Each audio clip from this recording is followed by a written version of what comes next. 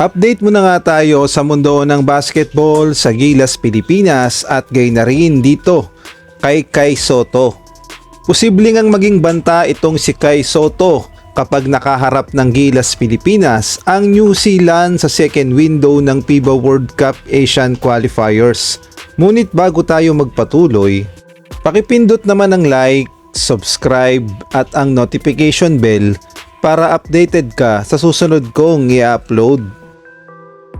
Sa haba nga ng pagpapagaling ni Kai Sotto sa kanyang natamong ACL injury, sa wakas ay nakarecover na nga ito at bumalik na mas malakas. At sa kanya ring pagbabalik sa Japan B-League sa kanyang kupunan na Koshigaya Alpas, nagpakita ng lakas itong si Kai Sotto at talaga namang ginulat ang kanilang nakaharap at posibleng threat talaga itong si Kai Sotto sa New Zealand kapag nagkaharap na ang Gilas sa second round ng FIBA World Cup Asian Qualifiers, dahil kung atin ngang babalikan nung unang paghaharap ng New Zealand ay hindi nga sila nakaporma sa Gilas dahil nakaharap nila ang isang Kai Sotto na nagpahirap sa kanila. Kaya naman sa pagkakataong ito sa muling paghaharap ng Gilas Pilipinas sa February ay mukhang mapapalaban ng todo itong New Zealand at ayon nga sa report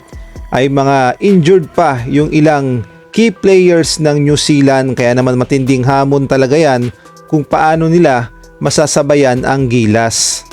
At kung atin niyang titignan ng mga highlights ni Kai Sotto sa Japan B-League, masasabi nating malaki na talaga ang na-improve sa galawan ni Kai Sotto at paniguradong magagamit niya ito sa laban ng Gilas Pilipinas kontra sa New Zealand at Australia. At 100%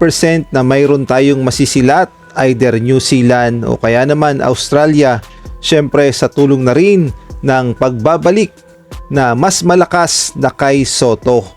Samantalang sa ibang balita naman, marami nga ang nagtatanong kung deserve ba talaga ni Benny Boatwright na maging naturalized player ng Gilas Pilipinas o susunod na naturalized player ng Gilas Pilipinas, dahil kung ating ngang babalikan ang kanyang mga naging laro